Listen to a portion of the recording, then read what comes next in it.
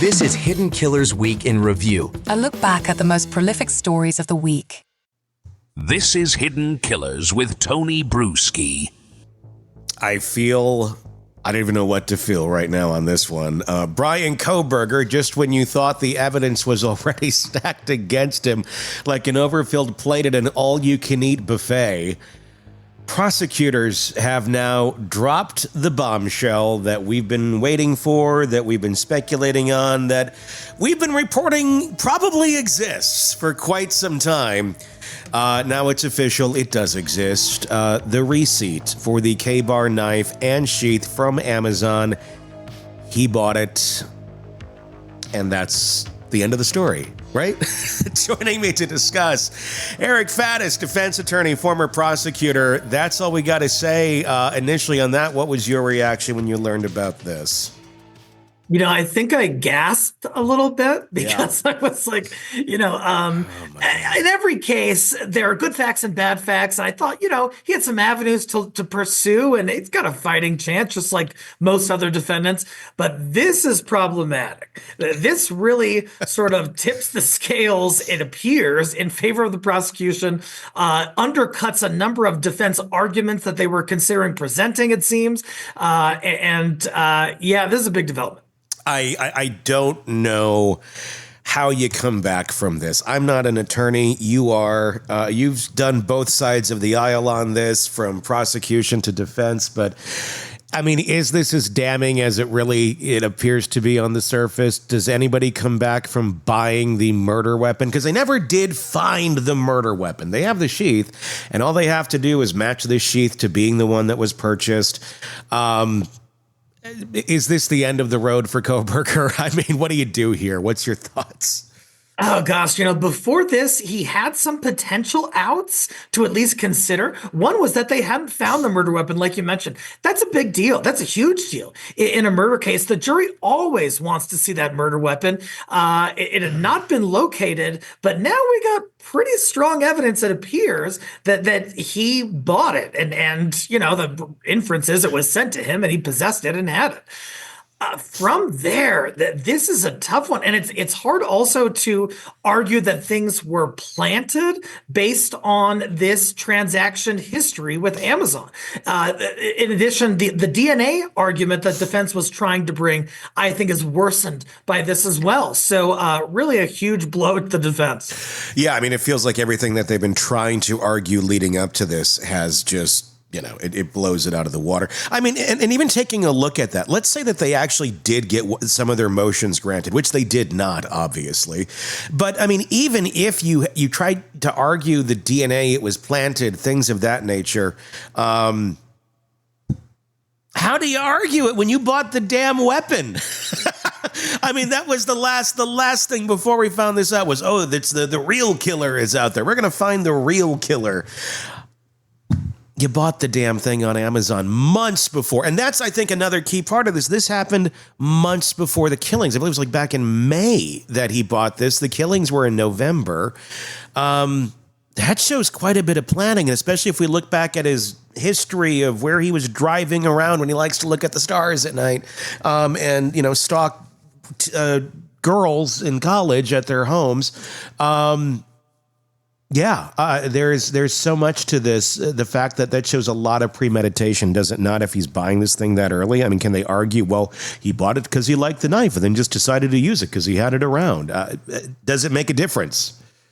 It makes a huge difference in a number of respects. One is that, on first-degree murder, you have to prove, like you said, premeditation, that there was malice aforethought, that a person planned this out. They had these nefarious intentions significantly in advance of the act they committed. Defense could have argued, hey, this person was unstable mentally. They had some kind of break. Things happened very quickly and led to this horrendous event, which might get you out of first-degree murder or at least have a mitigating effect at the death penalty sentencing phase. Here, this shows that he was looking into this, it appears, months before this egregious quadruple stabbing. And so, where do you go from there? How do you garner sympathy when the timeline and the purchases and everything else are really starting to add up? And they've known this. Obviously, the defense has known this. The prosecution has known this. It's been in discovery for quite some time. It's just now finally the judge has said, we need to not do everything in secrecy. So they're dropping a lot of stuff. Does this all make sense when we look back, in retrospect now on the motions that Ann Taylor has attempted to get passed here that have all failed? Well, let's try this, let's try that, let's try this, and it all kind of keeps going to be a little bit more extreme, a little more fantastical. Now we're like last week, it was there's the third party culprit. Are we at the end of the road of attempts now? I mean, does it show, just as we were kind of contemplating, it seems like it's getting desperate. Is this why it was getting so desperate? Arguments about planting evidence are always kind of a Hail Mary. It appears, based on, what we know, that it doesn't happen very often at all. It does happen sometimes. But you're making this huge accusation that police planted this stuff to sort of tip the scales in favor of the prosecution.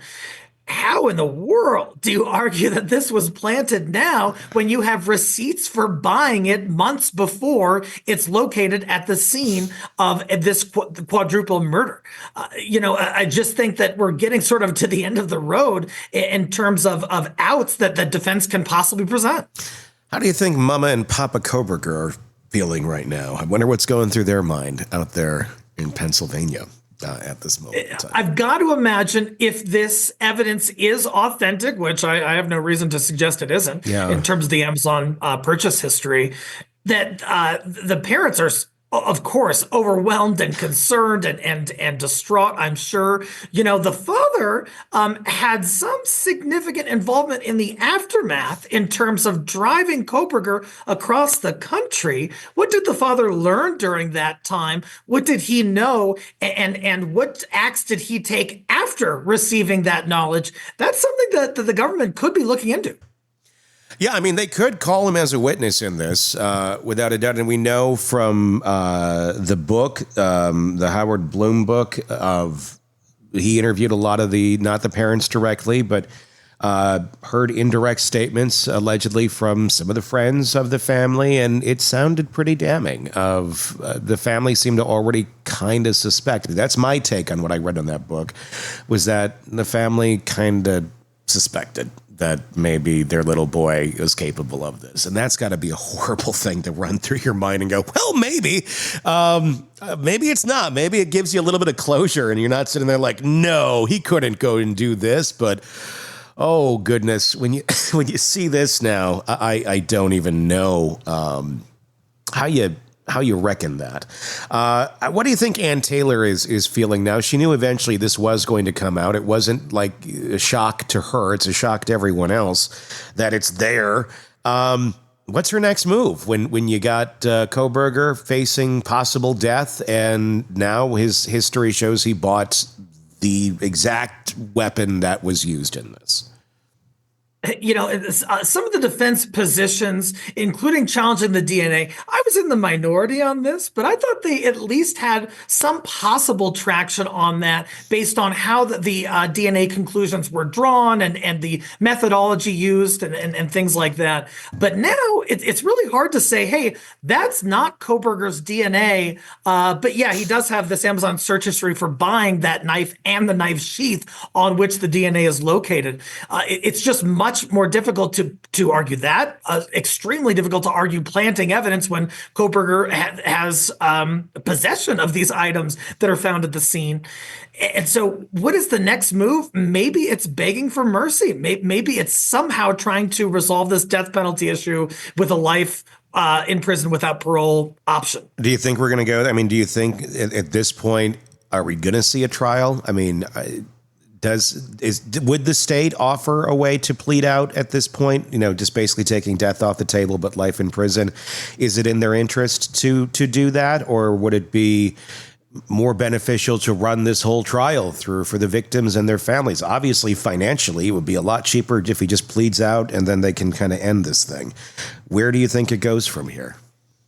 Yeah, it would be unusual for the state to offer a life in prison without parole option this far along. Usually that's something that's offered early on so that you don't have to drag the victims' families through the crucible of these ongoing legal proceedings that have been months and months and months and months.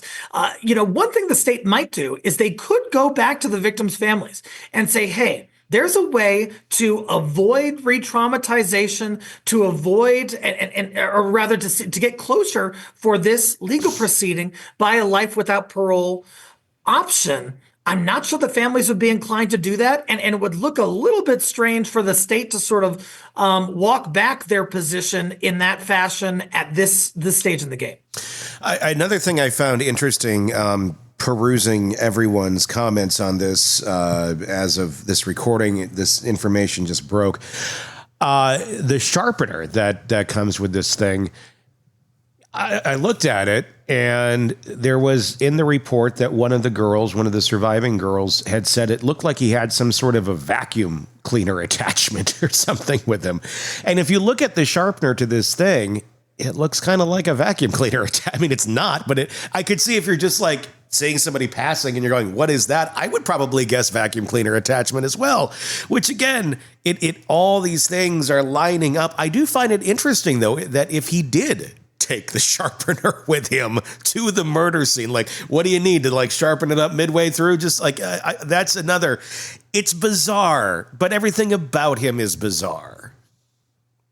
Yeah, and these minor details, observations regarding the identity of the stabber are going to be so critical at trial, because my understanding is that it was reasonably dark, it was late, it was early morning hours, and that the observations were not made for very long. But there are distinct features. The bushy eyebrows has come up repeatedly. Kohberger has characteristically bushy eyebrows, and then when you add these additional observations, they begin to sort of fall in line with the profile of the person who has been charged with these crimes, Bryan Kohberger. Yeah, let's talk about that, because that was, again, starting to be a bit of an argument of, maybe it's, his eyebrows, they weren't as bushy at that point in time. I know that that's something that they were talking about arguing, but then he takes a picture of himself. The next, like literally the morning of the crime. This is him over here. This is him. Not you. That's not him. That's him over there. Thanks for clarifying. Yes. You don't have the bushy eyebrows, so you're free. But he takes this picture of himself in front of a shower. Some people are arguing there's no shower curtain. In a larger shot, I think there might be way off to the side. It's hard to tell. But he's taking a picture of him. It's like 10 something in the morning on the following day, all cleaned up, but his thumb looks there's a little friction burn on it. It's not like it's cut up, but it's like if you were, stabbing someone, you might develop a little friction there. What the hell is this? I mean, why are you taking a selfie and posting it on Facebook like this? Thumbs up. Is this like a nod to his incel buddies or something of like, job's done, I'm all cleaned up? I mean, it's weird, but the guy is weird. The government is going to say, especially at the death penalty phase, if they get that far, that this is evidence of a complete lack of remorse.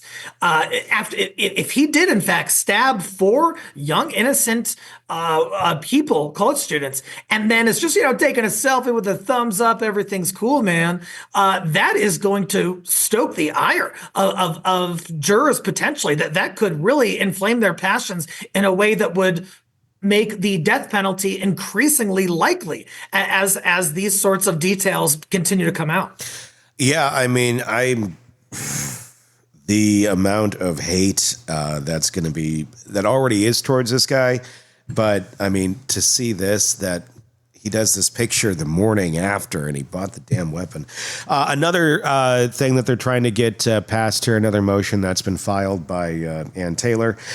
And I don't find anything weird about this, but you tell me. They're asking, for basically certain attire to be worn at the trial, or certain things not to be worn at the trial. They're asking not to have the family be allowed to wear any T-shirts that have the their children on them, their victims, the pictures, or anything like that, or anything that's pro firing squad as well. Like, no, they don't want anybody to wear like shoot him in the head or anything like that. It'd be interesting. Start selling it some merch online. Is that an unreasonable request, or is that pretty common at any sort of high-profile trial? Like, yeah, don't stoke the jury. Don't bring in T-shirts that say, burn him at the stake. I think it's a creative request because there are rules in every jurisdiction that the prosecution can't do anything that is unduly prejudicial to the defense. And so what that usually means is things that are likely to evoke an emotional response on which the jury could base their decision, not supposed to base it on emotions. And so I think it's actually pretty smart of the defense and creative. I haven't really seen much of this to try and limit those types of content and visuals and going to the jury based on the emotions that they could evoke. Excuse me. I mean, is that a common motion? Do people present this ever? I mean, or is it just kind of unspoken that this is how decorum works in a courtroom? What they usually no, this is not common in my opinion. It's certainly not in Colorado where I practice. Yeah. There are certainly motions that are often filed to reduce undue prejudice to the defense. Things like if the defendant made some racist comments that have nothing to do with the trial, defense will file a motion saying, hey, the jury shouldn't hear about those because it's going to inflame their emotions and they're going to base their decision in part on just not liking the dude. Mm-hmm. And so it's really in that same vein, but I think a creative approach here by Ann Taylor. Do you think it will be granted? Will the judge say, yeah, you can't wear pictures of your murdered children or have anything on your clothing that encourages people to kill Bryan Kohberger? Here's the thing. The judge likely does not have jurisdiction over the victims' families. The victim's family is not a party to this case. They're witnesses, but the parties are the government and Bryan Kohberger, over whom the judge does have jurisdiction and can impose such limitations. Can they do that for a grieving victim's family? I think there'd be a meritorious challenge to such a request. The fact that they're even bringing this up, does that just show us that the battle is now no longer about his innocence? This is strictly keep him alive, and that's why we don't want that stuff in there, because those are the type of things that are going to invoke emotion and really invoke someone to say, kill him versus not? I think that has to be front of mind for Ann Taylor. And because, things aren't going so hot on these huge issues in the case, sometimes you got to look at small issues and try to make them into bigger issues because you need to try to find some kind of leverage because things just continue to not go your way. Well, here we go. That's the latest on the Kohberger case. Drop the mic. I think he's cooked. Craving non-stop true crime updates? Press subscribe now and get the latest cases, analysis, and expert commentary delivered straight to your feed. Only from the Hidden Killers podcast and True Crime Today.